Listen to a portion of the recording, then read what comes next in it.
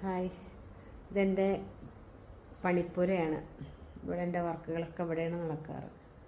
ഇത് നെറ്റിപ്പട്ടം മേക്കിംഗ് ആണ്, അതിൻ്റെ ഐറ്റംസാണ് ഇതൊക്കെ. ഇതൊക്കെ ഞാൻ തൃശ്ശൂരിൽ നിന്നാണ് ഓൺലൈനിൽ വാങ്ങിക്കുകയാണ്. നെറ്റിപ്പട്ടത്തിൻ്റെ എല്ലാ ഐറ്റംസും കുറേ കളക്ഷൻ ഉണ്ട്.